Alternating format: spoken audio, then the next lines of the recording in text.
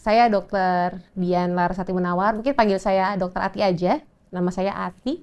Saya bekerja di Rumah Sakit Jantung Bina Waluya sebagai salah satu staf medis yang berkecimpung di dunia intervensi atau pemasangan ring jantung kalau teman-teman lebih familiar. Saya panggil teman-teman aja kayaknya oke ya. Walaupun ada beberapa yang lebih senior kayaknya dari saya, mohon maaf. Oke. Jadi hari ini saya akan share mengenai screening masalah jantung dan seperti yang tadi dibilang bahwa jantung itu merupakan core dari badan kita seperti dinamo lah pada mesin mobil misalnya, dinamonya, dan organ-organ lain itu sebagai rumah yang dikasih darah dan oksigen yang dihidupi oleh jantung, sehingga seperti yang tadi dibilang bahwa jantung ini merupakan satu organ yang sangat penting. Nah, sebelum kita beranjak ke screening, sebenarnya kita harus lebih mengenali jantung kita sendiri sebenarnya posisinya ada di mana sih gitu. Nah, kalau kita bisa lihat di gambar yang tertera di layar Bapak Ibu sekalian, bahwa jantung kita tuh posisinya ada di tengah, dan dia bentuknya seperti segitiga, dan ujung runcingnya yang kita biasa sebut sebagai bagian apikal, apex dari jantung, mengarah ke sebelah dada kiri. Dan jantung ini sebenarnya ukurannya tidak besar, beratnya hanya 300 gram, namun kurang lebih sekitar sekepalan tangan kita. Namun itu kerjanya sangat berat, dia bekerja normal sekitar 60 sampai 100 kali berdenyutan per menit, atau rata-rata 75 kali berdenyut selama 1 menit. Dan kalau kita hitung-hitung dalam 1 hari itu dia berdenyut sekitar 10.000 kali. Bayangkan kalau dan ini tanpa istirahat, tanpa tidur, tanpa dia harus berdenyut. Kalau dia istirahat ya berarti wassalamualaikum, udah selesai berarti kita hidup di dunia ini. Dan kalau selama setahun, ini pasti maksudnya 35 juta denyut. Dan kalau dalam satu kehidupan itu 2,5 triliun denyut per kehidupan. So, betapa luar biasanya kerja jantung tanpa istirahat, tanpa lelah, dia memompa darah dari jantung ke seluruh tubuh menghidupi organ-organ yang lain. So, ini betapa pentingnya kita menjaga jantung kita. Dan sekali dia memompa itu sebanyak 70 cc atau 70 mili denyut yang dialirkan dan sebanyak 7,2 liter darah yang dipompakan setiap harinya. Nah, ini menjadi sangat penting. Berikutnya. Dan kalau misalnya kita mengenali lebih dalam tentang jantung, bagian-bagian dari jantung ini isinya apa aja sih? Yang tadi kita sebut dalam topik hari ini itu pembuluh darahnya jantung atau biasa kita sebut sebagai pembuluh koroner. Dimana kalau bisa dilihat di gambar yang sebelah kanan pertama itu ada yang warna merah biru seperti akar. Nah, itu adalah pembuluh koroner yang warna merah. Nah, pembuluh koroner itu bertugas menghantarkan oksigen ke otot-otot jantung supaya jantung itu bisa memompa dengan baik. Walaupun dia memompakan darah, dia juga butuh darah si otot jantung itu sendiri. Nah, itu adalah tugas dari pembuluh darah koroner. Sedangkan untuk memompa, seperti yang kita lihat di pojok kanan bawah, dia memompa dengan keras. Nah, itu dikerjakan oleh otot dari jantung. Nah, jantung itu mempunyai ruangan-ruangan. Ada atrium, atau serambi menampung darah dari paru-paru dan juga dari luar ke atrium atau serambi dan dihantarkan ke bilik sebelum dipompakan lagi keluar. Nah, di antara ruangan-ruangan itu ada katupnya atau pintunya dari dalam rongga jantung. Dan untuk jantung itu bisa berdenyut, dia butuh listrik. Jadi ada PLN-nya sendiri, seperti yang dilihat di pojok kanan atas, ada kuning-kuning berjalan. Nah, itu dia butuh listrik jantung untuk mengingatkan bahwa jantung ini agak spesial, dia di luar dari kesadaran kita, dia memompa di luar dari kesadaran kita, jadi nggak bisa kita suruh berhenti jantung. Nah, dia punya sel sendiri yang secara otomatis berdenyut dan itu membutuhkan listrik. Nah, bagian-bagian jantung ini kalau nggak kita jaga dengan baik bisa jadi bermasalah. Nggak cuma pembuluh darahnya, bisa ototnya, katupnya, listriknya, dan lain sebagainya. Berikutnya.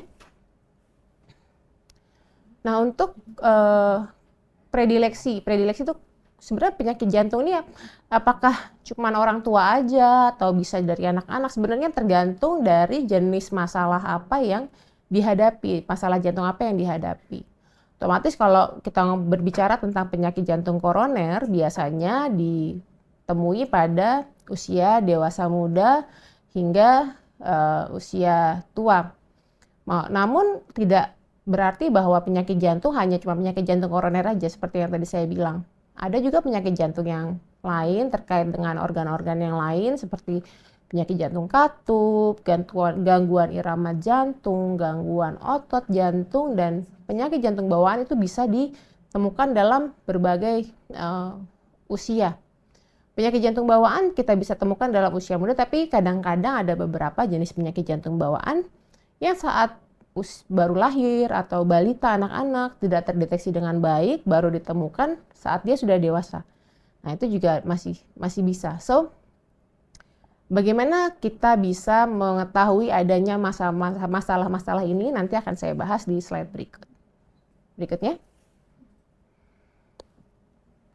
So, kembali tadi yang sudah disebutkan sama Pak Aditya tadi bahwa keluhan-keluhan yang terkait dengan jantung tadi udah 100% dibahas dengan baik sebagai introduksi kita hari ini, bahwa memang ada nyeri dada yang khas, bisa nyeri dada kiri, rasa tertekan, panas atau tertusuk-tusuk, dan itu reproducible, jadi dia bisa muncul berulang-ulang, terutama saat orang itu sedang beraktivitas berat. Seperti misalnya Bapak Ibu misalnya suka naik tangga atau jalan agak jauh, lebih kerasa sakit atau ketekan, panas. Nah, itu munculnya saat aktivitas dan begitu istirahat dia hilang. Nah, itu sangat khas adanya penyakit jantung, terutama penyakit jantung koroner. Dan keluhan nyeri ini kadang-kadang nggak cuma ada di dada seperti gambar di atas itu, dia juga bisa menjalar. Kalau kita lihat gambar di bawahnya yang gambar warna merah, bisa ke punggung, bisa ke ulu hati, bisa ke rahang atau ke lengan, dan itu dicetuskan saat aktivitas. Nah, yang lucu adalah kadang-kadang pasien itu tiap naik tangga dia kayak kembang rahangnya, kayak sakit gigi, tapi tiap duduk nah dia lebih enakan. Nah, itu kadang-kadang bisa jadi gangguan penyakit pembuluh darah koroner. Nah, keluhannya bisa dari yang sangat khas atau bahkan yang nggak khas sama sekali.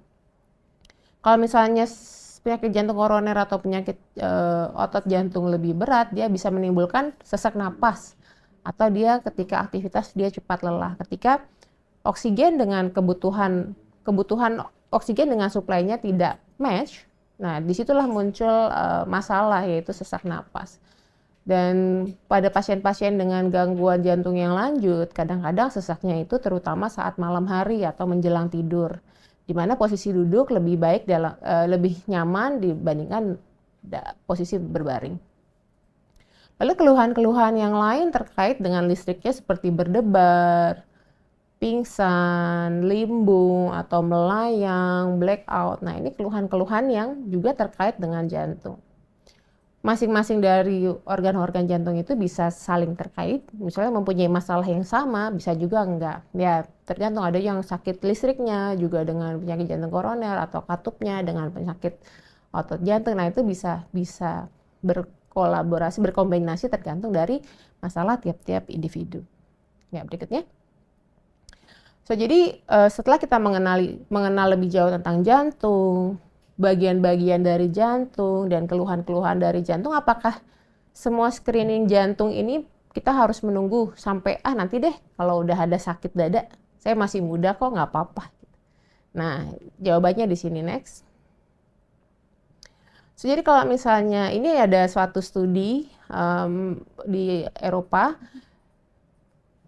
antara laki-laki dan perempuan dicari kira-kira apa sih nih yang bikin penyakit jantung sebenarnya, penyakit jantung koroner terutama untuk grafik ini. Jadi dicoba diteliti kira-kira faktor-faktor resiko apa sih yang terkait dengan penyakit jantung koroner. Mohon maaf nih, kok tiba-tiba? Oke, maaf, ada technical problem. Nah, hal-hal yang terkait adalah kalau kita lihat dari grafik itu, satu, tekanan darah. Yang kedua, kolesterol. Ketiga, merokok. Pertambahan umur dan gender. Jadi ada hal-hal yang bisa kita cegah, ada hal-hal yang nggak bisa kita cegah. Dan hal-hal yang bisa kita jaga seperti darah tinggi, kolesterol, diabetes. Namun hal-hal yang nggak bisa kita cegah seperti perempuan, laki-laki, gender, atau misalnya pertambahan umur, otomatis kita nggak bisa cegah. Pasti itu akan dilakukan. Nah, kalau misalnya kita lihat grafik yang sebelah kanan, misalnya laki-laki secara umum mempunyai risiko yang lebih tinggi dibandingkan perempuan. Tapi kalau misalnya laki-laki ditambah dia dengan merokok, ditambah dia dengan hipertensi, tekanan darah di atas 160, kita bisa lihat bahwa grafiknya tuh paling tinggi dia ke atas. Bukan berarti yang perempuan nggak lebih tinggi, bisa. Cuman kalau misalnya kita kombinasikan beberapa faktor resiko, dikombinasi secara langsung, nah grafiknya langsung naik tajam. Nah, di situ yang kita harus cek apakah kita ada hipertensi, diabetes, dan kolesterol. Berikutnya. Kenapa ini menjadi penting? Karena penyakit jantung ini ceritanya kurang lebih sama. Penyakit ini nggak cuma terjadi di pembuluh darah jantung, namun juga akibat dari hipertensi, diabetes, dan kolesterol ini juga bisa menyebabkan masalah di organ-organ yang lain.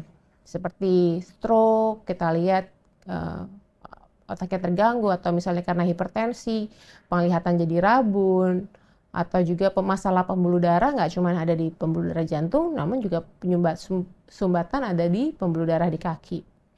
Dan juga bisa terjadi kalau misalnya organ seperti ginjal dihantam dengan tekanan darah tinggi terus-menerus, bisa mengakibatkan kerusakan ginjal. Dan juga kalau misalnya dari diabetes, selain dari masalah jantung, dia juga bisa menyebabkan penyakit lain seperti baal atau hilang rasa di ujung-ujung kaki, sampai sumbatan karena pembuluh darah di kaki terganggu, jadi biru seperti itu, atau gangguan di mata, rabun, gangguan ginjal, atau juga stroke. Jadi kurang lebih ini sebenarnya penyakitnya bukan penyakit pembuluh darah jantung, namun penyakit pembuluh darah secara umum. Jadi kita harus mengendalikan faktor-faktor resiko seperti hipertensi, diabetes, dan kolesterol. Next. Nah, untuk jantung sendiri sebenarnya kalau memang kita biarkan, katakanlah, nggak apa-apa lah gitu. Nanti dari mulai hipertensi, hiperlipidemia atau hiperkolesterol, dan diabetes misalnya kita abaikan, nah mulai muncul ini perjalanan gambaran penyakit apabila kita biarkan. Nah, mulai muncul plak di pembuluh darah. Nah, kalau misalnya kita lihat gambar di sebelah kiri itu yang gambar lingkaran, itu udah mulai muncul ada plak akibat dari endapan kolesterol di dalam dinding pembuluh darah. Yang misalnya pada berangsur-angsur dia tidak bisa berhenti, makin lama dia, kalau kita bayangkan dari luar, kita kayak bisul. Bisulnya tambah lama tambah gendut, dindingnya tambah tipis, dia bisa robek atau pecah. Nah, bisul yang pecah ini secara alamiah tubuh menutup lukanya dengan bekuan darah sehingga timbul sumbatan yang akut, yang tiba-tiba, sehingga si jantung yang tidak bisa mendapatkan oksigen secara tiba-tiba itulah yang menjadi rusak. Nah, ini yang namanya serangan jantung. Nah, apabila terjadi serangan jantung atau ketidakadanya oksigen di otot jantung dalam waktu yang mendadak, otot jantung yang rusak ini lama-lama dia bisa membuat jantung menjadi melebar, atau yang mungkin sering diartikan oleh dokter adanya pembengkakan jantung.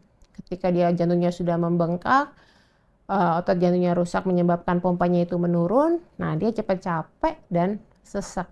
Makanya ketika malam hari dia sering batuk, untuk jalan dia capek. Nah, kalau misalnya ini tidak diobati dengan baik, berangsur-angsur, atau misalnya terjadi berulang-ulang, sehingga banyak otot jantungnya rusak, yang resultnya adalah kematian. Next. So, apa yang harus dilakukan? Kita udah tahu jantung, kita udah tahu faktor-faktor resiko yang mempengaruhi, dan bagaimana kalau misalnya kita mengabaikan apa yang terjadi di diri kita. So, apa yang harus kita lakukan supaya mencegah itu semua terjadi? Next. Berikutnya. So, sesekali bapak-bapak, ibu-ibu, teman-teman datang ke poliklinik. Buat apa sih kita datang ke poliklinik? Kita bisa melakukan beberapa tes atau pemeriksaan. Yang mana aja sih yang kira-kira tujuan untuk memeriksakan jantung. Yang paling sederhana adalah yang pertama kita ukur tekanan darah dan nadi. Apakah tekanan darahnya tinggi, apakah nadinya tinggi. Nah, itu bisa kita lakukan secara sederhana di poliklinik yang sederhana juga. Namun, apabila kita ingin melihat adanya gangguan irama, kelistrikan dari jantung, kita harus melakukan rekaman jantung. Rekaman jantung itu kita sebut sebagai EKG atau elektrokardiogram, dan ini bisa kita lakukan sesaat atau lebih lama, tergantung dari keluhan yang dihadapi. Bisa 1 hari, bisa 1 minggu, 2 minggu, atau ada lagi alat yang lebih canggih lagi bisa merekam hingga 3 tahun. Masing-masing mempunyai tujuan dan indikasi yang berbeda-beda tergantung dari keluhan masing-masing individu. Dan yang berikutnya adalah pemeriksaan laboratorium. Kita harus juga mengetahui apakah ada faktor-faktor risiko terkait jantung seperti yang tadi saya bilang, kolesterol, gula darah, diabetes. Seperti kita lihat tren gula darah 3 bulan terakhir yang bisa kita ketahui dari HbA1c, nah itu akan sangat bermanfaat. Lalu berikutnya screening yang lain, treadmill test, echo, CT scan, dan kateterisasi itu adalah pemeriksaan terkait jantung yang lebih spesifik, akan saya bahas di slide berikut. Nah, ini kapan sih kita bilang bahwa pasien ini menderita hipertensi kalau tensinya di atas 140 dan diastoliknya di bawah 90. Dan sebenarnya kalau memang dia udah mulai hipertensi, kita bisa memulai dari modifikasi gaya hidup sehat, diet rendah garam, hal seperti itu, sampai kalau memang dia ternyata diperiksa tekanan darahnya dia lebih dari 140 atau bahkan sampai 160, 180. Nah, dari situ kita mulai dengan pemberian obat-obatan. Next. Dan kapan pasien itu orang itu didiagnosis sebagai kapan dia dan apakah umur itu terkait juga. Kadang-kadang orang umur 60, 70 tahun, 160 mungkin nggak apa-apa, tapi ternyata dari anjuran dokter-dokter ahli di Eropa sana, di dunia sih sebenarnya ini walaupun umur lebih dari 70 tahun, tapi target dari tekanan darah tetap kurang dari 140, bahkan kalau bisa di bawah 130, akan jauh lebih baik daripada di atas itu. Dan kalau bisa kita lihat bahwa makin ada komorbid, kita sekarang familiar dengan istilah komorbid seperti diabetes, gangguan ginjal, stroke, gangguan pembuluh darah koroner. Nah, ini dituntut untuk memiliki tekanan darah yang lebih rendah lagi, yaitu targetnya 120 sampai 130. Next. Dan ini untuk diabetes, kapan dibilang diabetes? Kalau sayangnya diabetes ini kita nggak bisa tahu kecuali kita melakukan pemeriksaan laboratorium.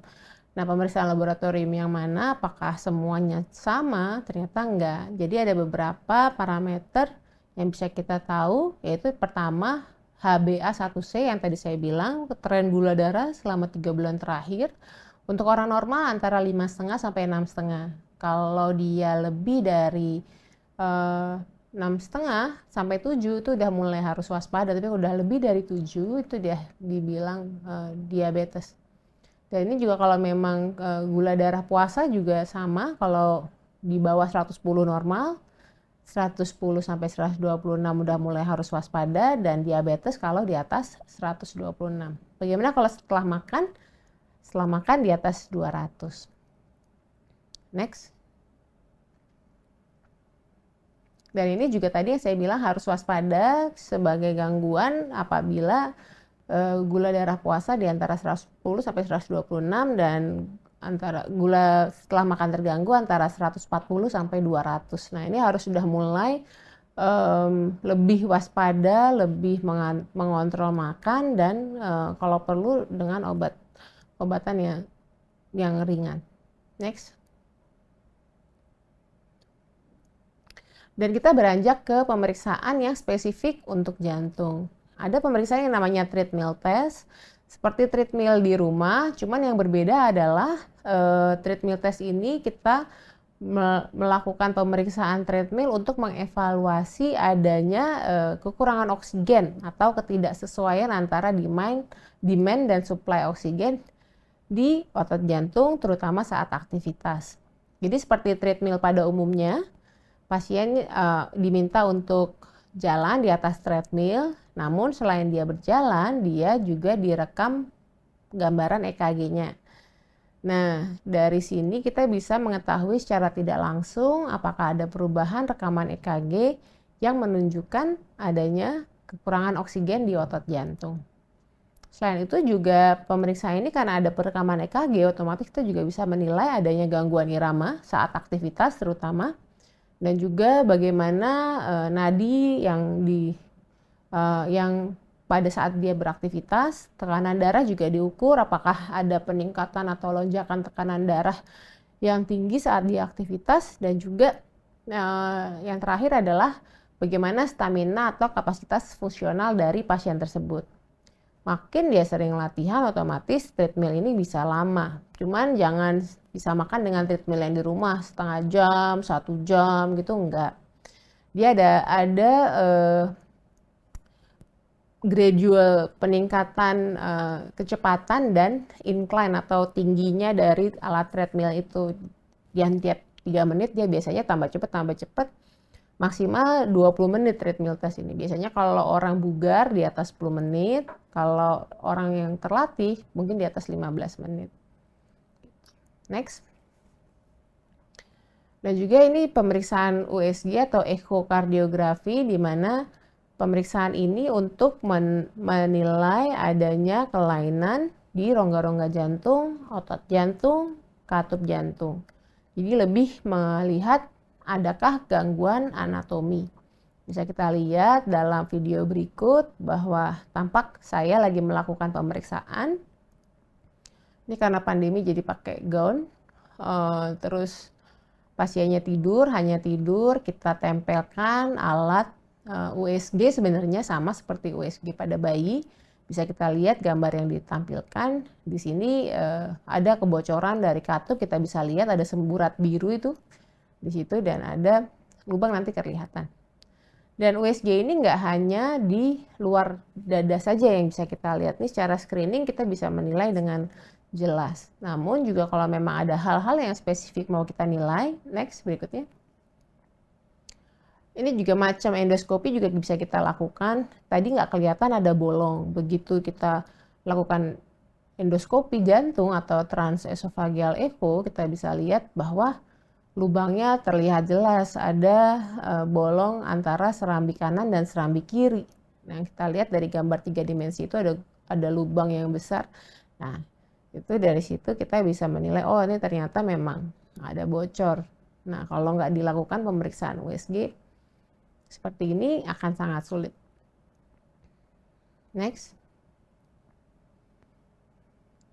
Lalu berikutnya, tadi kita udah menilai tentang anatomi dari jantung, bagaimana kita bisa menilai pembuluh darah jantung. Sebelumnya saya sudah jelaskan mengenai treadmill. Treadmill itu bisa juga menilai, namun secara tidak langsung. Namun kalau MSCT untuk koroner khususnya, kita bisa menilai spesifik melihat pembuluh darah jantung yang mau kita nilai. Ada 3 sebenarnya pembuluh darah utama. Nah, gambarnya seperti yang di pojok kiri bawah. Dan siapa saja yang bisa dilakukan MSCT? Sebenarnya hampir semua pasien, baik yang nggak ada keluhan maupun yang ada keluhan, karena ini sangat baik untuk screening. Karena kalau memang pasiennya, orang yang kita periksa ini bersih, mulus, nggak ada masalah, pembuluh darahnya kelihatan bersih, nggak ada plak, kita bisa hampir 99% yakin bahwa pasien tersebut tidak memiliki masalah. Namun kalau memang ada masalah, kita bisa akurasi pemeriksaan ini mungkin sekitar 80 atau 90%.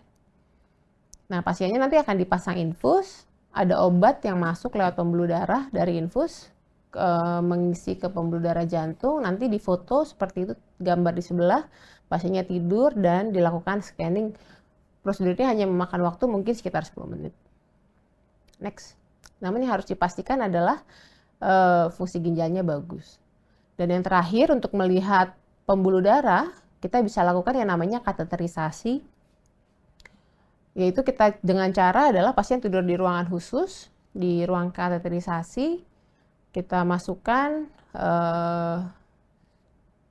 kabel halus, panjang, steril, hingga ke muara dari otot pembuluh darah jantung. Nanti dari situ kita semprotkan zat warna atau kontras untuk kateternya yang panjang masuk ke pembuluh darah di pintunya, di muaranya. Nah, itu disemprotkan zat warna atau kontras di situ. Next. Sudah. Nah, ini yang kita lakukan di Bina Waluya. Jadi ada dokternya dengan nurse, beberapa dokter, pasiennya tidur, dan alat yang di atas pasiennya itu yang bentuknya kotak, dia berfungsi sebagai X-ray atau kayak ronsen gitu untuk melihat pembuluh darah jantung.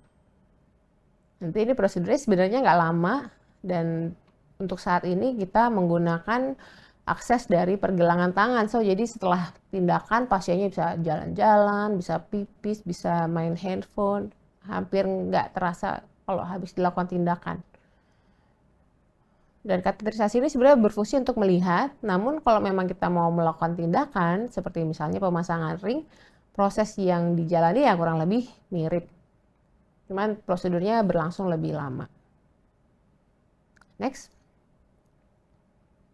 Ini pasiennya sadar, nggak dibius, cuma bius lokal aja. Nah, ini gambar yang dihasilkan dari proses kateterisasi yang tadi dilihat di layar monitor oleh dokter-dokter yang sedang mengerjakan. Yang tadi di layar tuh Dokter Munawar, dokter kita di sini. Dan ini hasilnya. Jadi kita bisa lihat ada penyempitan di pembuluh darahnya, harusnya besar-besar, ada bagian yang mengecil. Nah, disitulah penyempitan, dan itu yang biasanya dilakukan intervensi atau pemasangan ring. Ini yang terakhir ya. Next. So, jadi sebagai penutup, sebenarnya quote dari kesimpulan dari sharing saya hari ini adalah sebenarnya pemeriksaan terkait masalah jantung itu bisa dilakukan baik sebelum maupun setelah ada keluhan. Tapi lebih baik mencegah lebih baik daripada mengobati. Jadi sebelum teman-teman atau Bapak Ibu semua di sini yang kira-kira umurnya di atas 45, 50, atau mungkin kalau laki-laki lebih muda umurnya 40 atau 30-an, baik ada keluhan atau belum ada keluhan, kita mulai melakukan pemeriksaan jantung, baik yang sederhana seperti pemeriksaan tekanan darah, laboratorium, treadmill test, USG, atau yang lebih advance lagi seperti MSCT, terutama MSCT koroner kalau kita bicara tentang penyakit jantung koroner.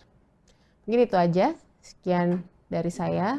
Wassalamualaikum warahmatullahi wabarakatuh. Semoga bisa bermanfaat dan memunculkan banyak keingetahuan yang lebih dari teman-teman sekalian.